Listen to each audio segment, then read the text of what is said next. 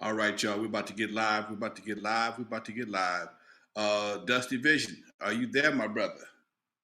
And how are you? I'm good. I'm good. Let me check something right quick and make sure I got all my T's crossed and my I's dotted because I'm on a new program here. So I see that. Do your thing, player. Do your straight. thing. Test 1, 2. That's working. Wrong microphone though. Okay. Hold on there. Hold on there. Hold on there 1 second. I see where it is. Let me see here. I'm trying to make sure we straight. I hear you. Do your thing. I To know the we're wrong live right microphone. now. Huh? It looks like we're live right now. I hear you. I said, I think we're live right now. We are live. Oh. We just There it is. All right. I Little behind the scenes thing. I don't hear you through the right channels. Ah. Check 1 2 1 2. I'm trying this new thing today. Sometimes you gotta make sure everybody's gonna read everybody. What about now? Can you hear me? Yeah, I've been hearing you perfect, actually. Okay. I'm trying to figure out.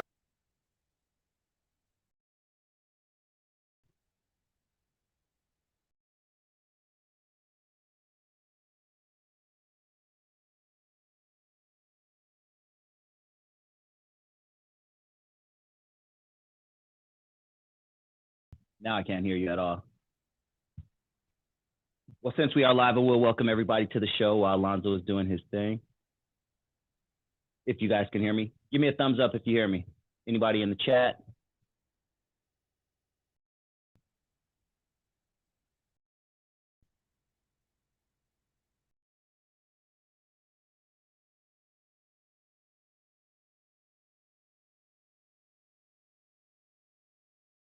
What up, what up? Reaction Jackson, can you hear me or Lonzo or both of us?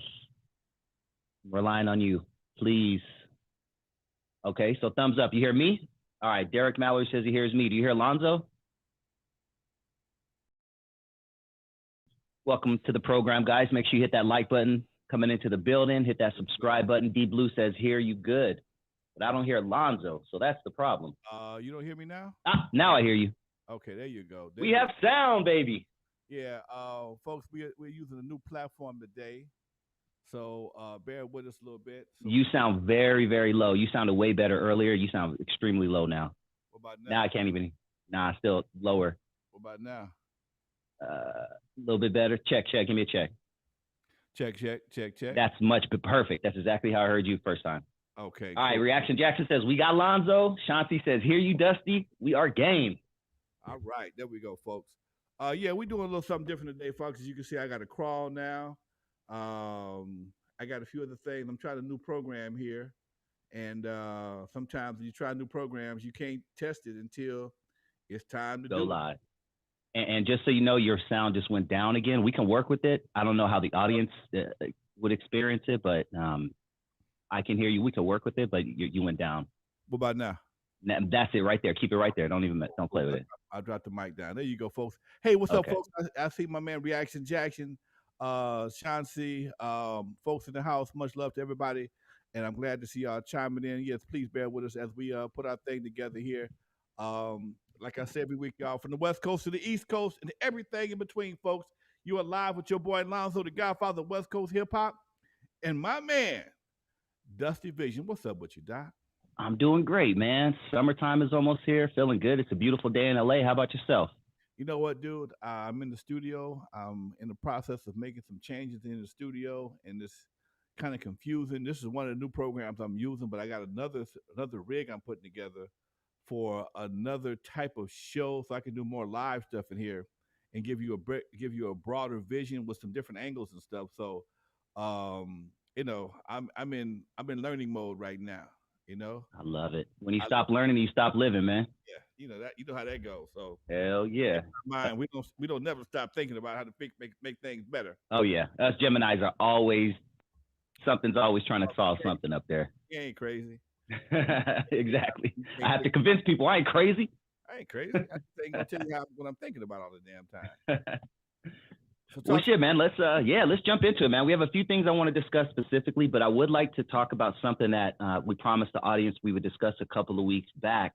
I would like to talk a little bit about Easy E and the whole transition from Easy E rolling with Lonzo and then leaving Lonzo for Jerry Heller. Can you give us kind of a background? I mean, did you see it coming? What was leading up to that whole transition from Easy just bouncing? Um, when at one point in time, man, I was doing it all, promoting shows, making records, recording everything. And Easy was kind of hanging around, and Easy tried some of the same things I did. Easy used to promote shows.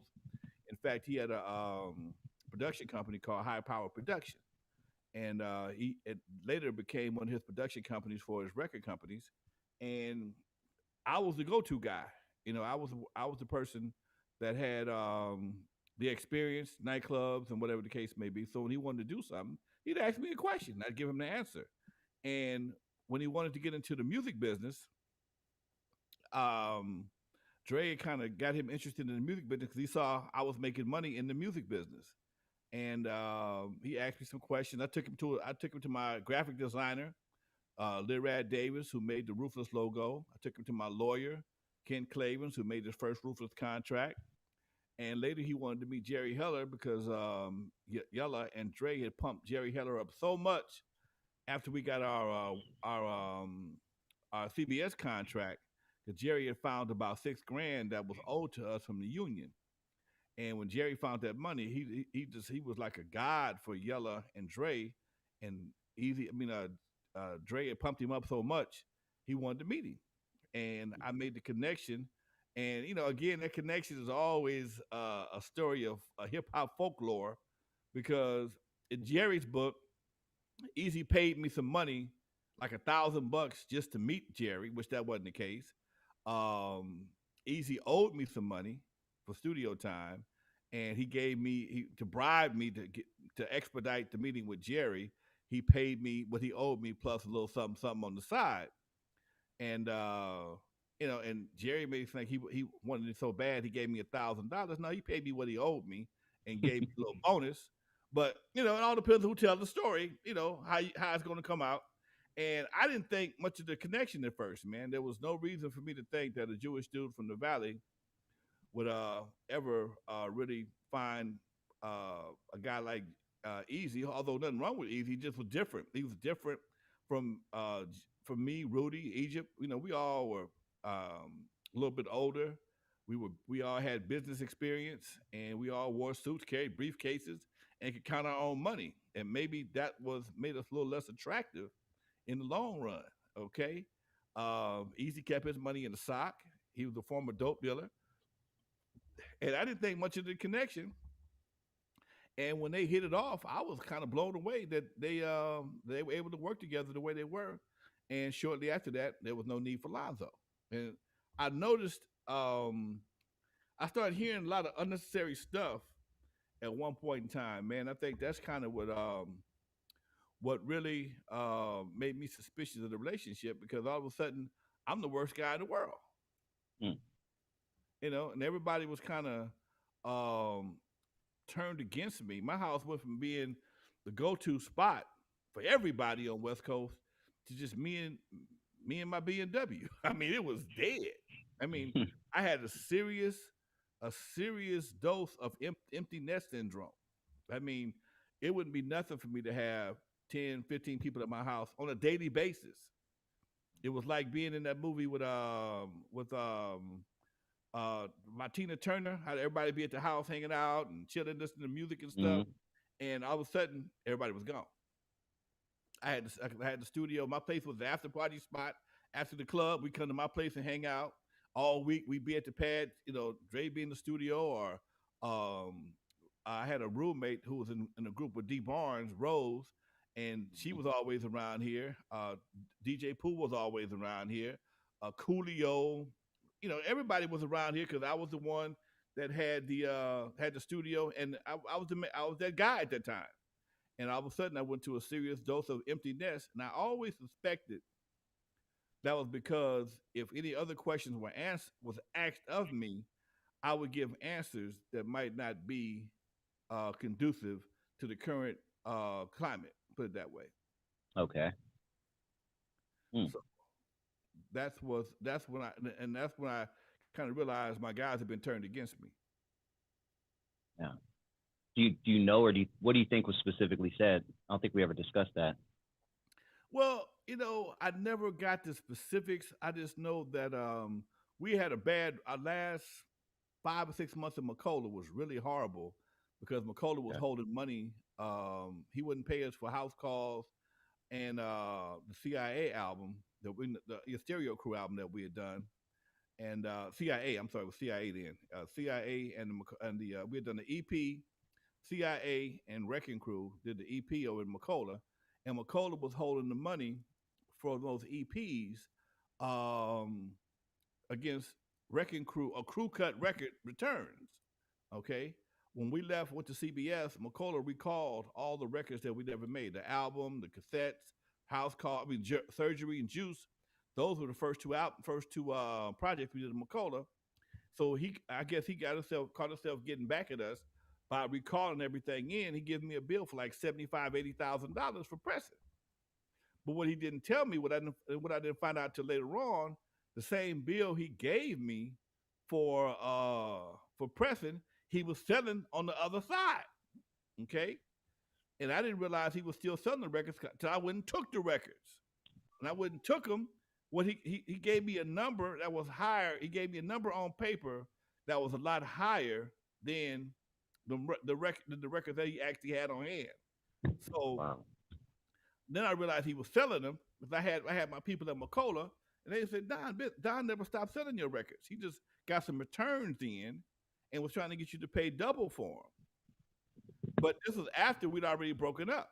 Okay, so because we didn't get paid for that, Lonzo don't pay nobody. In fact, on Michelet's record, she said something about how I didn't pay her, and that was never the case. And it was funny, man, because when you were working with cats that would spend money, you give a guy $15,000 on Monday, and he'd be broke on Friday.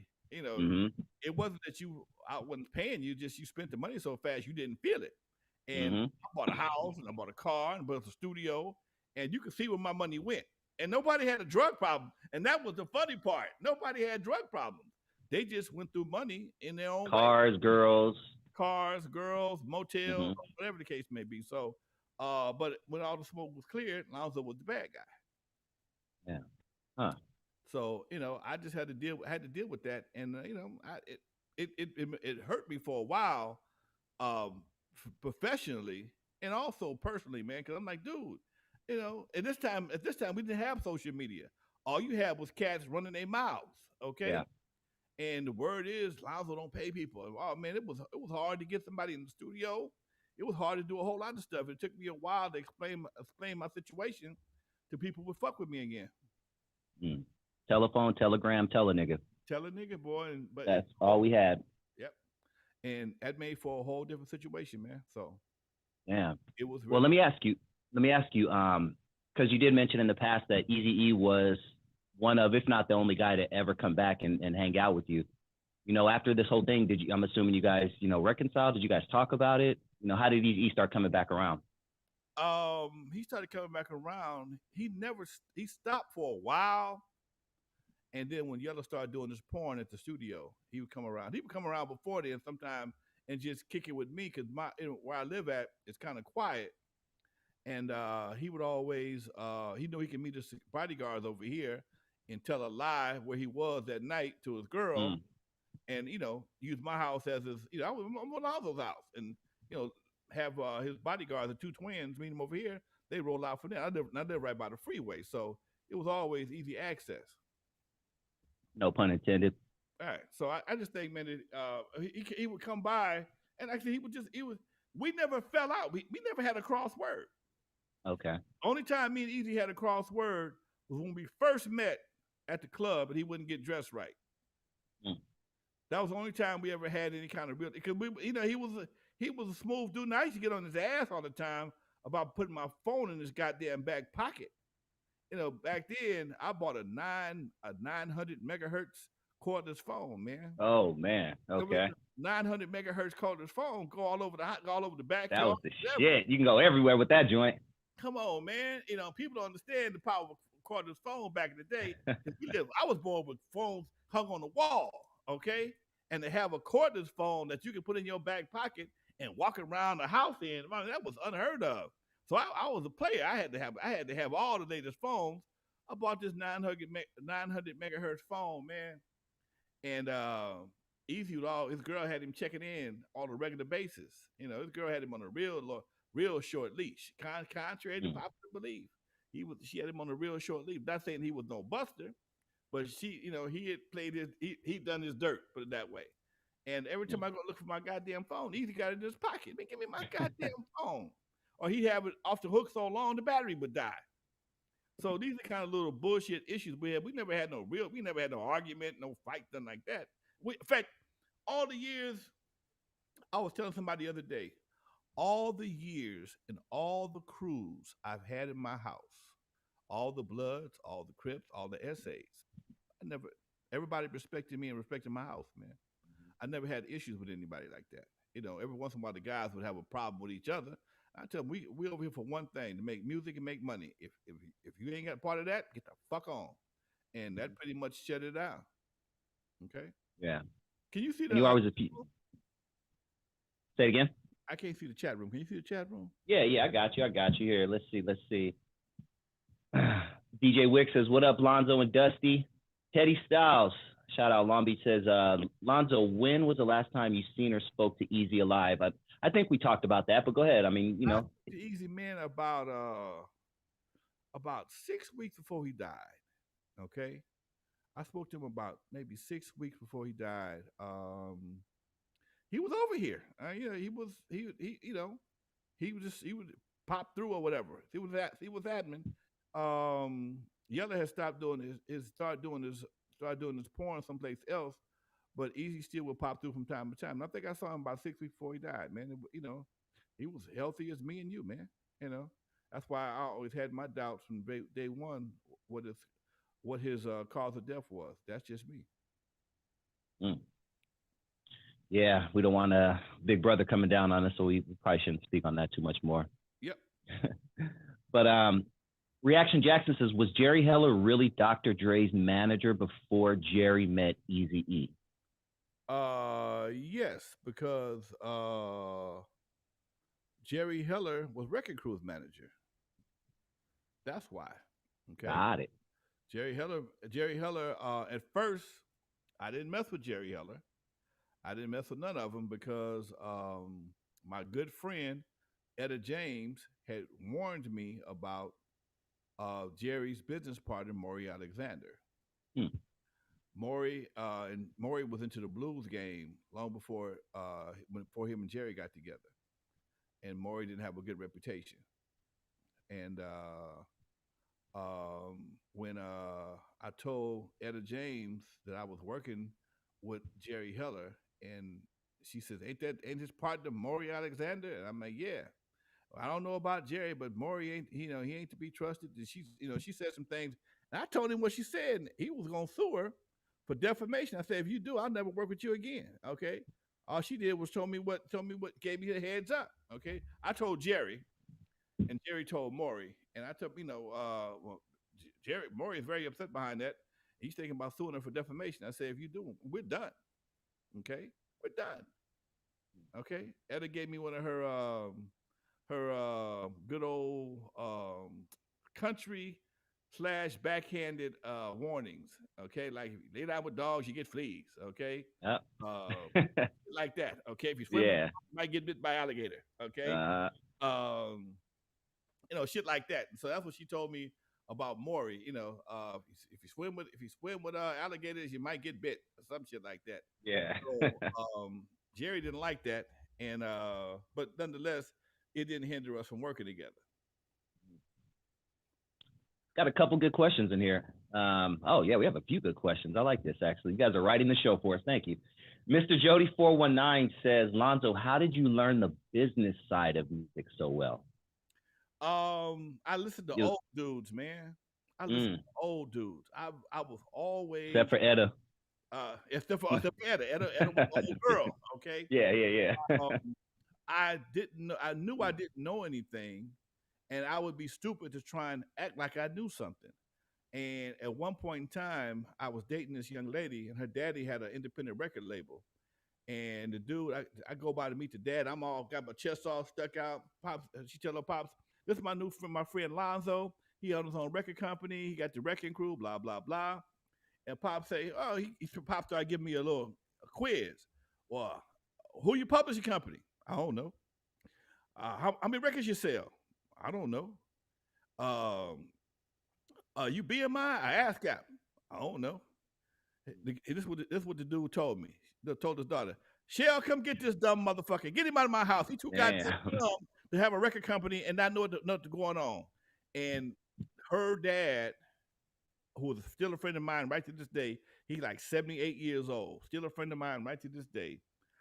Swamp Dog him and his wife took me into their wing and gave me a lesson in record 101 that you can't get at USC, UCLA, or no other SC school. And he explained some things to me about not only record industry, but about life. And it made a lot of sense. Okay. And one of the things he told me was that don't worry about Michael Jackson, Prince, Madonna, none of them people. Get you a lane that works for you and stay there. Okay. And he said it's a whole lot of money between where Michael Jackson sits and where you stand at right to this day. He says his stage name is Swamp Dog. He say, "You ain't never heard of me, have you?" I say, "I sure haven't." He says, I sell about 20, 30,000 records a year. I only do shows on the other side of the Mason-Dixon line, which is pretty much down south. I charge between $5,000 and $7,500 a show. Okay. I say I sell my own records directly to the store. I make my own records and sell them directly to. And this is the '80s. This is the early '80s. We're talking. Okay. This is amazing hearing this. So he says I make about $300,000 to $400,000 a year. Okay. And at that time, he living in Woodland Hills, 2-story house, beautiful house, swimming pool, balding, something I would aspire to. And he says, you have to understand. He said, it's a whole lot of artists that says, he said, making the kind of money I make, even if I have a bad year and I only do 200,000, I'm doing what I love for a living. Okay, I love singing, I love recording. And he says, if I mess around and get a hit record, that makes it even better. As long as I keep new product in the pipeline, I'll always be okay. And people have sampled his records. And like I said, we talk on a regular basis still to this day. We've been friends since the mid '80s. And if I have a question or a problem, he always answers the phone. And old man Ducey from Dudo's Music Center, he owned a record label. Okay, he owned Dutone Records. But he had Red Fox and Richard and Willie, the bunch of cats. He had a comedy label. That's cool. And he taught me distribution. Okay, and Good Fred from Good Fred Oil. This dude taught me distribution. He said, "Man, distribution is distribution." He said, whether you're selling records or hair care products, don't make no difference. You got to get it to somebody to sell it to somebody else. Mm-hmm. And so once you understand, you sometimes as a young man, shut the fuck up and listen. Shut this part up. Open these up, okay? Because what happens is you're gonna hear shit that cats there's shit that people will tell you. They might not tell you and tell nobody else, or you can't read it in the book because they can't put it in the book. So it's things that I can tell you people right now about different people I would never repeat on the show. I couldn't, okay? When you know certain things, and you've been, especially these guys came up in the 60s and 70s. They was doing it a whole lot different from what we was doing. Okay? So for these guys to be successful through the 60s and 70s, and me to have the opportunity to sit with them and listen to these professors of life, gave me an insight that most cats didn't have. Plus, one of my last jobs was working for a record company, a record distribution company. I knew retail. The only thing I haven't done to records is sold them in a retail store. I've never owned a retail store. I've always been on the wholesale end. So the part that I learned working at Record Shack, and then later on hooking up a Swamp Dog a few years later, it all came together. So even before I hooked up a Swamp Dog, I had a because of Record Shack, I had a cold ass street distribution network, cold. So Yeah. I started selling my bootlegs, my Z Rocks and my cut ups and House Party, and I made a bunch of underground records. I would sell them direct to stores because I had the list of all the stores. Damn, And then so cool. like I was Swamp Dog, I just expanded that list and made it a countrywide situation. And everybody wanted to have what I knew, and I just stumbled upon it. It wasn't something I was out to do, and that's how Easy and I became cool because everything Easy needed, he had to get it from me. He wanted to get to the swap meets, he had to come to me because the swap meets won't sell to you unless they can get new product. Because understand the record business. The record business is the only business, one of the few businesses that has 100% returns. If your record is whack, give me my money back or give me some new product. Okay, so they wouldn't buy from Easy in the beginning because nobody knew him, but I knew him, so they would take his records in. Okay, and sometimes I had to co-sign. Oh, if you don't do it, I make it right. Don't worry about it. Shit like that. Okay, and to get on K-Day, Greg Mack wouldn't touch him. Okay, but he was one of my buddies. So after about 4 or 5 edits, Greg Mack finally put him on the radio, and the record blew up. So these are the kind of things that most people don't really understand my role in everything. And I'm not a hell of a rapper. Yeah, I ain't gonna never be in the top 1,000 rappers. But I provided so many platforms for everybody. You know, the clubs, the distribution networks. Later on, I created my own distribution network called West Coast Record Distributors. Yep. We distributed JJ Fad, Rodney O and Joe Cooley, King T's first record, West Coast Wax. Go to Google, go to YouTube, type in West Coast Wax, and you'll see me on the front cover with my old school Letterman's jacket, Lonzo down the front of it. So, and that was the same distribution company that we distributed Compton Compilation on. So once you've been around, like with Macola, and start understanding, it's basically shipping and receiving, pluses and minuses. It's the same thing, and because we made our own records, it was almost a natural distribution for us to go to the next level when it came to this next level when it came to distribution. Damn, I love hearing all that old shit, man. That's so cool to me. How you guys have maneuvered so much back then. Yeah, we got a lot of questions, so let's try to move on. We'll try to get to all of your questions, guys. Seems like people really like these behind the scenes stories. And this may be something that Dr. Dre himself can answer. I don't even know if he can answer this. So how did Dr. Dre grow to hate Jerry Heller then?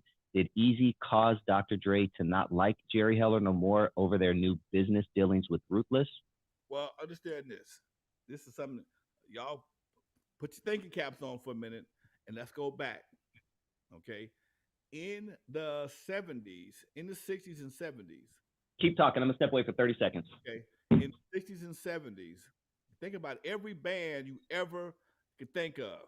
Every band you could ever think of, the lead singer was always pulled away from the group and went solo.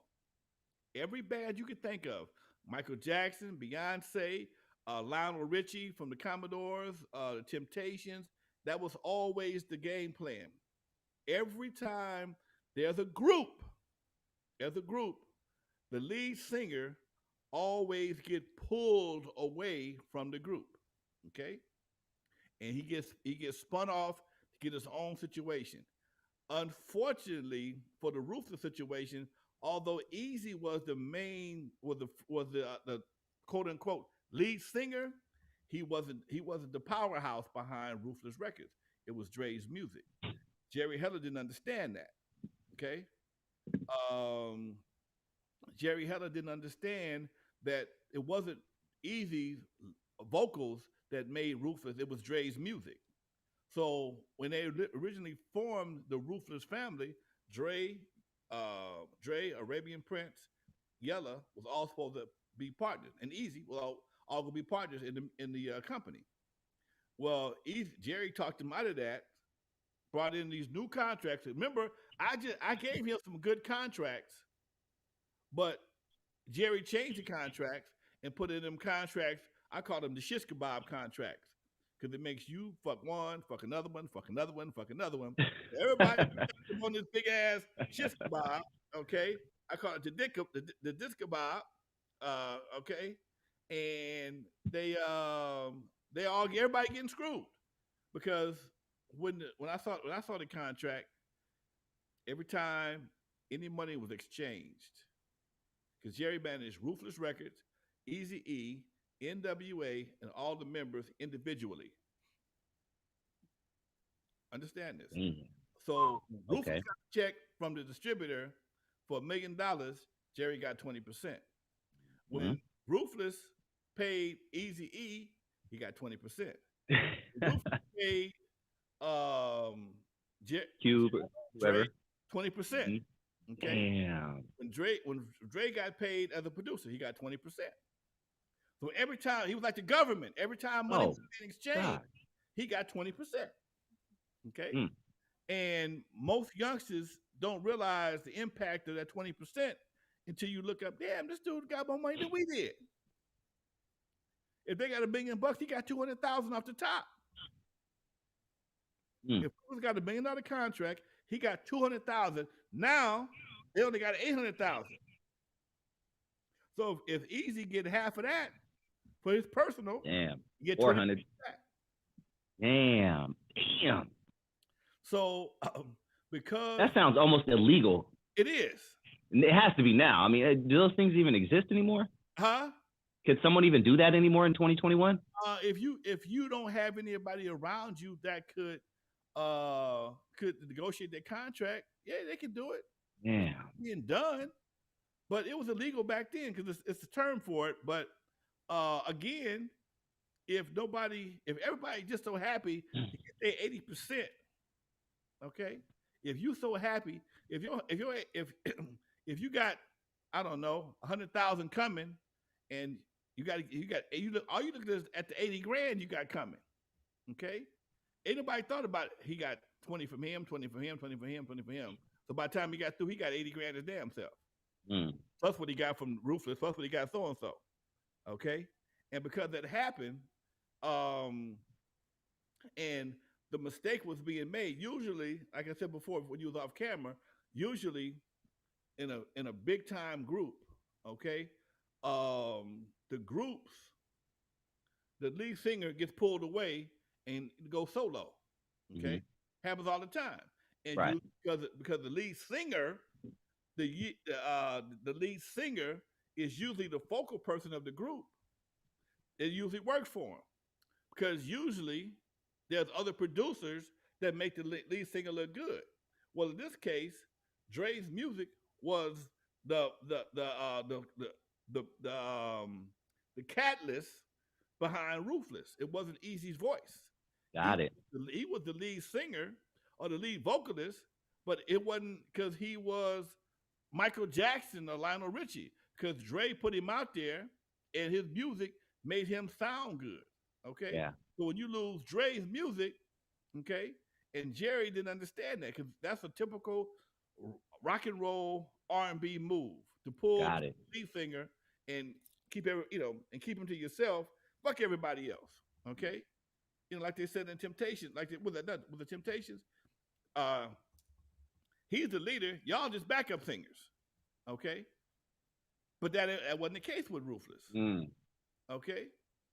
They were a unit. Cube was part of that unit. He made that happen. Dre made that happen. That was a powerful unit, okay? So when you start picking things apart, and almost everybody was cool till he came into the group, okay? Everything was cool until they came to the group. Then all of a sudden, Easy got that pocket thing. He played with me all the time. It used to be a time that Easy owed me money. I always pat his pockets. Oh man, I ain't got no money. Oh man, I ain't got no money. Okay, but if he wanted to buy something, he'd go to his goddamn ankles. Okay, and pull his money out. So Jerry became his new socks. Okay.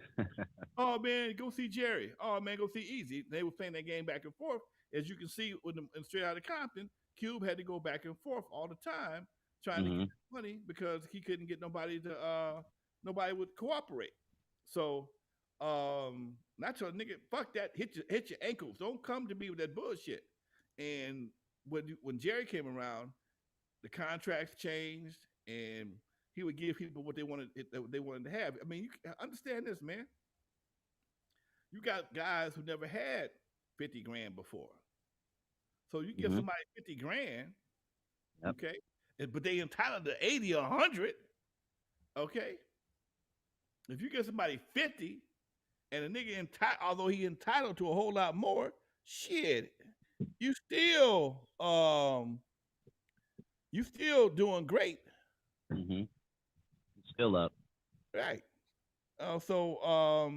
That just makes that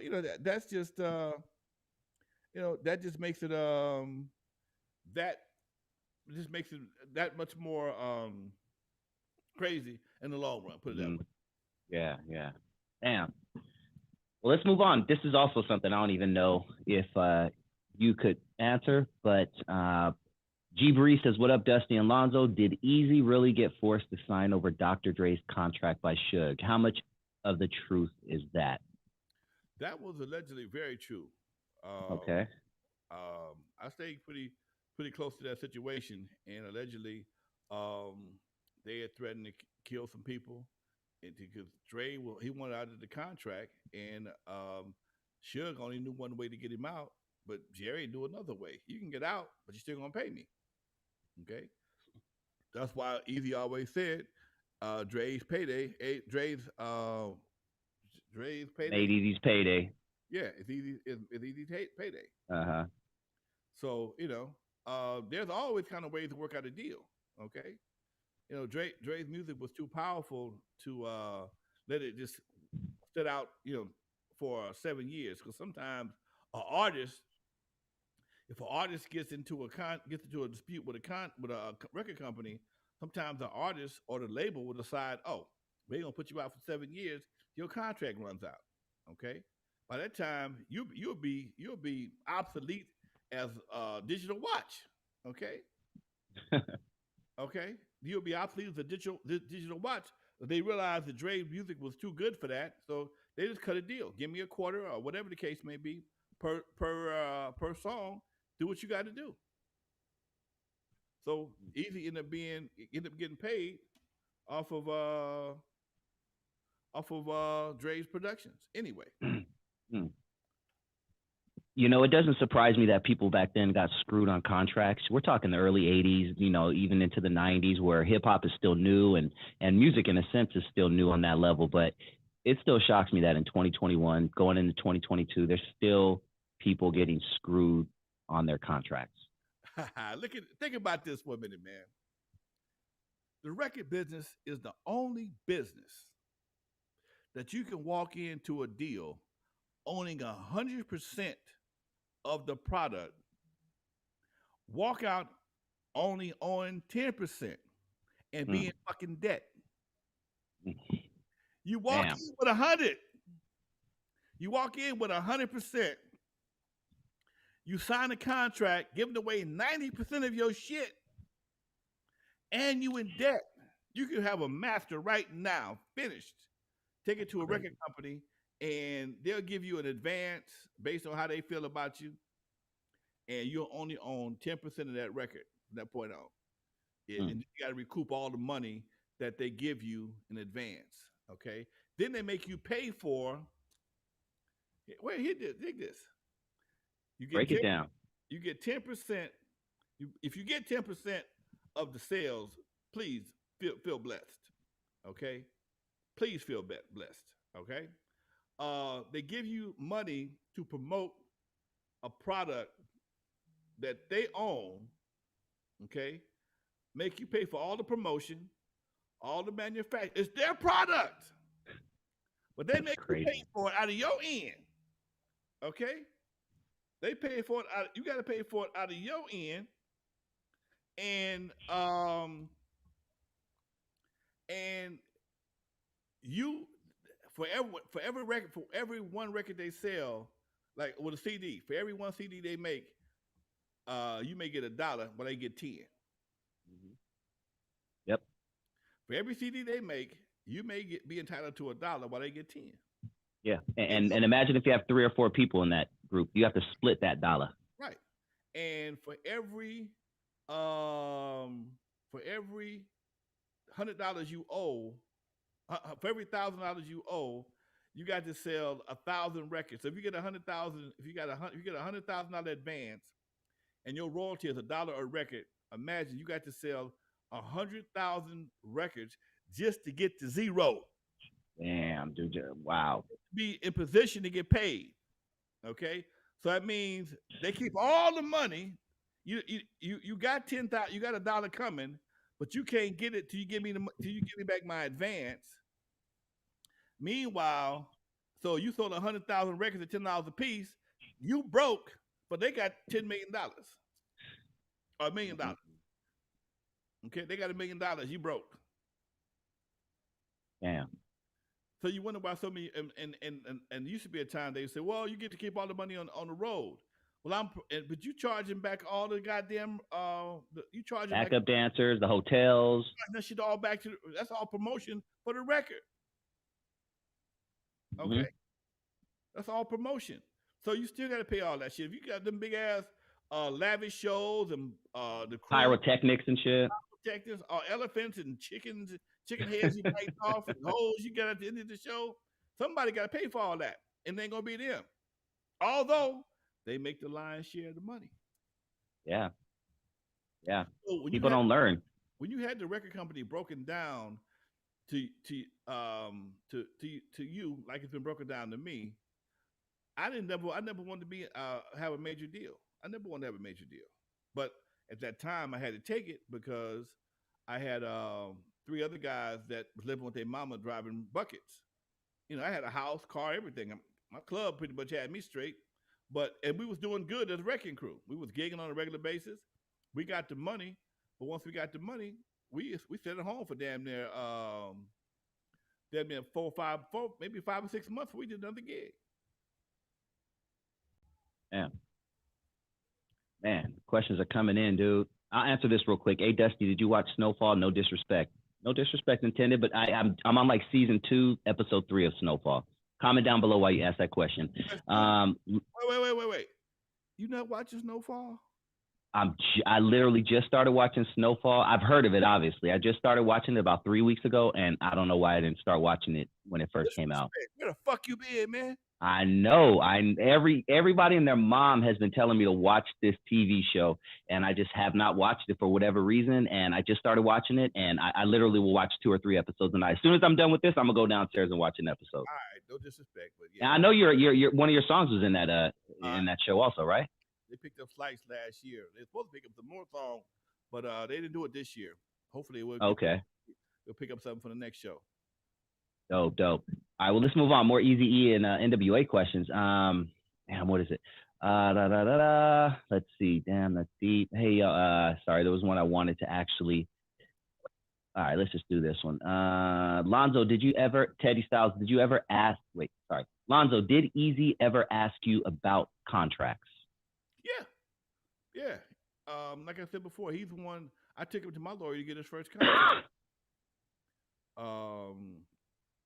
We went to Beverly Hills. I'll never forget. He was shocked as fuck because I walked into my this is Eric Wright, Eazy-E. He wanted to get some contracts made, and my lawyer gave him the says okay. Called him to the secretary. What's the name of the company? Ruthless Records.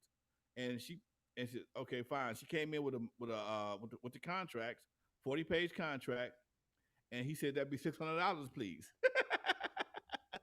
And he's like, huh? He said, huh? He said, that'd be $600. Okay, $600, but you just printed. Hey, I just printed it. Cause understand this. My lawyer at the time was a pretty fair dude. He said, "What kind of contracts do you want? You want the fair contracts, or you want the fuck 'em contracts?" He said, "Give me the fair contracts." Okay, give me the fair contracts. And that's the only contract I ever did with fair contracts. Okay, I work out of my house, so I don't need anybody looking for my ass. Okay, and He said, "Give me the fair contracts." And he said, "Could you print up a so and so contract?" And she did. She brought it into him, and he said, "That'd be $600, please." And Easy was shocked. $600? Yeah. Okay, the contract's already been negotiated. You told me what you asked for. I'm giving it to you. It ain't like you got to make it up then and there. It's already been done. Okay, This is a fair contract. This is a fair, and that's one that, and I never saw him again. Yep. Damn. Kenny Kirk says, "Why you never got Dre to sign to your label?" Dre was signed to me first. Yeah, that's what I thought. I was like, yeah, he probably doesn't know. Contracts expire, Doc. That's all. Contracts expire. He wasn't in a long-term slave contract. We were signed together for. We had him. I signed him for a production company, and it was a year with a couple of year options in it. And at the time, I was not in the position to exercise the option. Okay, keep it in 100. McCullough had screwed us over so bad. My money was tight as what they say, Dick's hat band. Okay, tight as pants on a hole. So I couldn't renew it. Let's see. We have a good question here. I think we talked about this probably a couple of years ago. Washington, D.C., if I do recall. Alonzo, you have any good groupie stories? Do I have the city right? Do I have didn't something happen in Washington, D.C., like with a limo and you popping out and maybe it wasn't what? That wasn't a groupie story. Or some of you got kicked in. What happened? Go ahead. Don't even answer my question. Answer their question. The groupie stories, man. Oh shit! Here we go. You see, y'all go. My lady be watching the show. My ex be watching the show. Nigga, you was told me you was. I mean, got caught up in a 30-year-old lie messing with y'all or something. Okay. The women, man, they don't forget shit you tell them. So that's hilarious. Groupies were I guess the groupies we had. Oh, I'll tell you a good groupie story. This is a true story, but it was after Dre them. Well, Dre them, we had a little mini split for a while.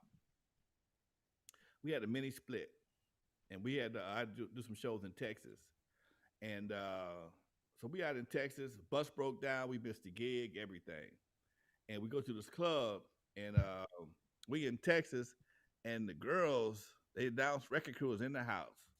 And boy, I was in rare form. Jerry curl was well greased and shit. And it was on and cracking.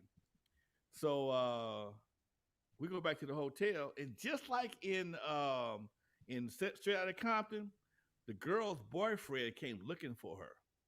Okay. The girl's boyfriend came looking for her, and my Wrecking Crew substitute, we had adjoining rooms. Okay, and I don't know what they was trying to pull. They were trying to pull some old hanky-panky bullshit.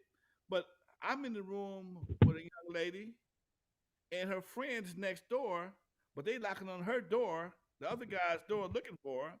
She comes in my room, she butt ass naked. Okay. Hey, all right. She knocked on the door, let me in, because so-and-so at the front door. So I let her open the door, a girl kicking it with me, and she like, I'm like, all she got on is a face towel, okay? And the face towel ain't covering up nothing. Yeah. And, so my boys is lying, talking about, no, she ain't here, whoop, whoop, whoop. They didn't come to my room, okay? They didn't come to my room. And I can't say everything that happened that night, man, but because she came, I'm going to put it this way, because she came into the room, because her partner was moving kind of slow, okay? Her partner was moving kind of slow, but she finally started to cooperate. I'm going to put it like that. And she's sitting there watching her partner cooperate. Okay, she's sitting there. I'm in grandmaster mode. Okay, y'all let your imaginations run because you know what I'm talking about. I'm not gonna say it on Facebook. Okay, I'm representing Compton. Okay, in Texas. Her partner is laying in the twin bed next to me, looking at me represent Compton. Okay. And I'm sitting and I'm looking at a partner was fine. A partner was finer than the one I was kicking it with. Everything was cool. I'm representing Compton real well. The homegirl said, save me some. I wasn't representing Compton no more. said, "Save me some." Why you had to say something? Damn. Why you had to say something? I was doing good. So she opened her mouth up, man. And that's a true crazy ass story, Doc. One of them crazy ass. Damn. Man. Yeah. Someone said, and maybe we can end it or wrap it up with this this question. Someone says, what do you think Eazy-E would think of the game today? The music game? Man, Yeah. I don't, it's real hard for most of the players who played the game back in the day to really appreciate the game as evolved into today, because we all have to relearn something that we learned once already. Okay, it's like if you learn how to do math a certain way, it's hard to learn how to do the new math the new way. You know, like I told y'all a couple of shows ago, I'm used to going out and making records and doing my labels, and that was part of my fucking day. It wasn't about me looking in front of a computer and punching out some shit and that's cool and uploading it. And, the I think part of what we enjoyed about the music business was part of the struggle. Okay, not knowing if it was going to be a hit, going to K Day, not knowing if they was going to play it or not. Okay, um, and I'm quite sure Easy, he did a lot of what I did, but he didn't do all out what I had to do. I think he might. I don't know, man. It would be hard to understand that because Easy passed in like 94, 95. Or yeah. So the record business, I don't even think he barely saw CDs. I mean, they did see CDs, but CDs were still kind of new. And even back then in '94, to get a CD made, man, was like $2,500 to get 1,000 CDs made. So today's music, I don't know, man. It'd be real hard to say because you have to understand. You have to understand Easy. Easy understood being a character and being a real dude. Mm. Okay? And I told the story the other day to somebody else. A lot of the artists today don't know how to separate being a character from being a real dude. Okay, because of the internet, all the artists today are always on. They're always on stage. Right. They can't take off them tattoos. They can't Yeah. uncolor their hair. Wrecking Crew. Shit. When I came off stage, aside from my Jerry curl, you couldn't tell I was on stage. I put on a pair of jeans and a t-shirt, grab my clothes, and that I go back to being Lonzo. Okay, and most artists at that time did, and we all had our stage personas. There we go. Yeah, keep that mic closer to you. Huh? Yeah, keep the mic closer to you. We all had our stage personas that we projected, but we also knew that we still was regular dudes. Okay, that we just made music for a living, and that's something that a lot of people, especially today's artists, don't separate the two. Okay, social media has forced artists to always be in stage mode. Okay, even if it's killing them. You don't see guys without their grills in. You don't see them without their dreads. You don't see them without their tattoos. Tattoos ain't coming off. Okay, Yeah. so it's a different mindset. Easy could take off his straight jacket and put on his Compton cap and go to the hood. Okay, he could do that. Okay, um, Dre didn't wear Pendletons and shit around the neighborhood. They wore regular tennis shoes and t-shirts and jeans. But the Cube, same thing. All that shit was part of a stage act. It wasn't a part of his life. And where nowadays the artists, everything they do is a part of their life. They're always on social media, always trying to be turned up. And I think that could also be a reason why so many of them are dying, because they never get a chance to really rest, man, and be regular dudes. They take it too serious, man. I think maybe they think the fans expect so much of them till they kind of just don't know how to just not be on stage. Yeah. If that makes sense. Well, before we go, I want to give a shout out to Solid Gold in the chat room, Reaction Jackson, Chauncey keeping everything live. Paula Clifton says, Lonzo, you a mess, LOL. Yeah, you guys definitely appreciate you guys. Francisco Luciano Chaparro. That's a pretty dope name. D Blue. Yeah, thank you guys all for checking out the show. King Deve Young, OFL Deuce. I mean, yeah, man, it was pretty live tonight, Lonzo. Yeah, how's this program working, man? This is the first time me using it. Seems cool. The mic was kind of, I don't know if it was kind of off and on during the show, but other than that, we'll figure it out. It just seemed like, like depending on where you move, it was going. Okay, I'm just trying to get a look here. I got some other things planned for it. I like this program a little bit better. One is less expensive than the one I had at first. I got all my logos. I got this little. Can you see the the scroller in the bottom? Yep. Yeah, so y'all don't be afraid to kick in a little Cash App thing from time to time. I'd appreciate it. They got the logos around, so it's just a little bit different overall, and it makes it give me a different look. Yeah, I like the look. Thank you, Doc. I appreciate it. Yeah. Well, what's coming up next, man? Anything on Thursday? Man, I'm waiting on a phone call back. I'm trying to get Arnold back on the show. Arnold did a great show. Oh yeah, Big A. And he, people wanted more of that show. So I'm gonna see if I can get him back on the show. I talked to Atron. I don't know if you know, but Atron's also the manager for. He was currently the manager of Shock G. I just spoke to him on Saturday. He has to go to Florida to help prepare his situation with Shock G. And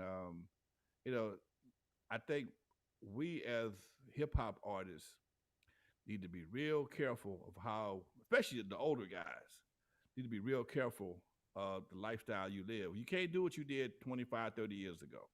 No matter what it is, drugs, not exercising, whatever, man. It just we have to look at everybody got an expiration date. We just don't want to rush that damn date, Yeah, man. And I was looking at something the other day on Facebook, and it showed Keith Richards, Willie Nelson, Rolling Stones, a bunch of other white artists that's in their 70s, 76, 77, 78. And most hip hop cats can't get past niggas can't get past 50. Yeah. You can't get past. Come on, man. A lot of that's on you, Doc. I mean, I understand people have issues, but we got to try and work past that. I mean, even the R&B dudes, they Mike died. Mike was like 50 when he died. Yeah, that's so young, man. Prince was 55.